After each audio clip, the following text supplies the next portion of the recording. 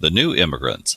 In the late 1800s, people in many parts of the world decided to leave their homes and immigrate to the United States. Fleeing crop failure, land and job shortages, rising taxes, and famine, many came to the U.S. because it was perceived as the land of economic opportunity.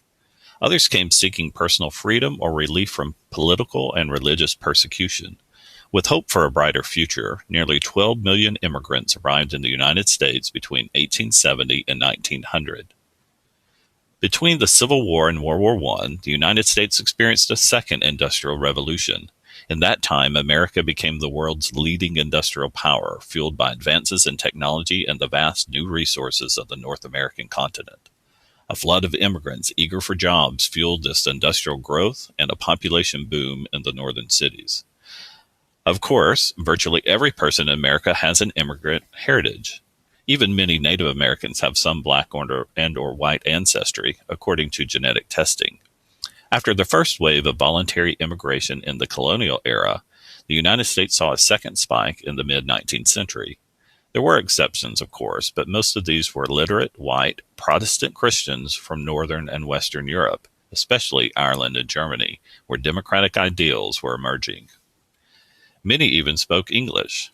However, the American Civil War brought this period of immigration to a screeching halt. Then, between 1870 and 1900, the largest mass movement in history took place when nearly 25 million people from all over Western, Southern, and Eastern Europe, as well as Russia and Asia, arrived in America on large, fast, cheap, steam-powered ships. Many of these so-called new immigrants were illiterate, spoke absolutely no English, and had no experience with democracy. Predominantly between the ages of 15 and 30, the new flood of immigrants represented more religions than ever, including millions of Catholics and Jews.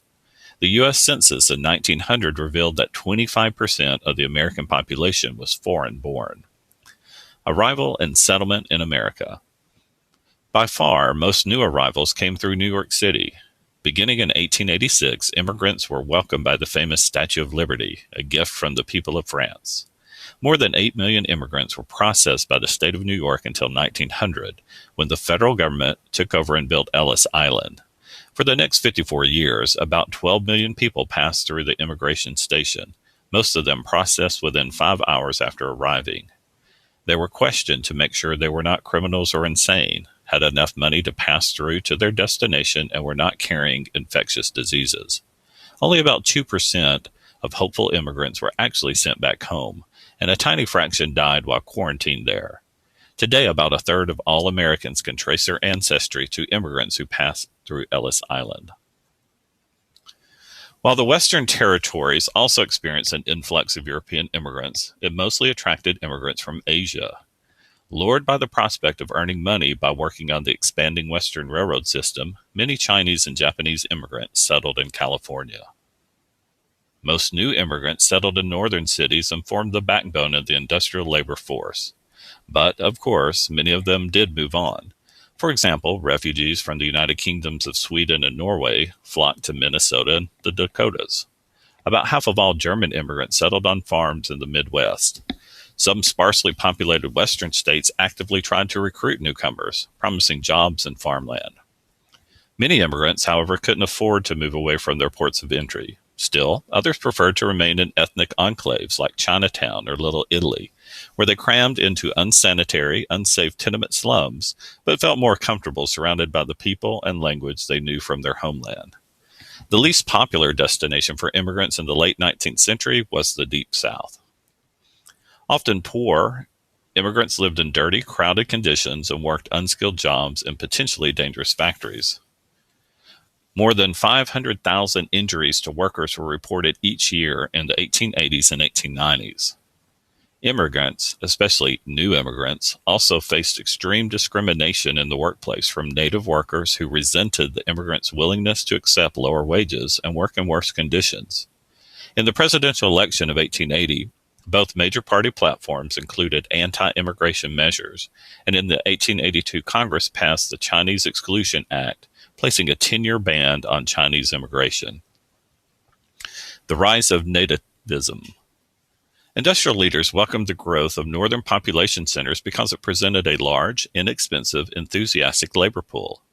But that doesn't mean business owners respected immigrants. On the contrary, the robber barons loved immigrants because they could pay them far less. But many Americans were hesitant to accept the new immigrants for a variety of reasons.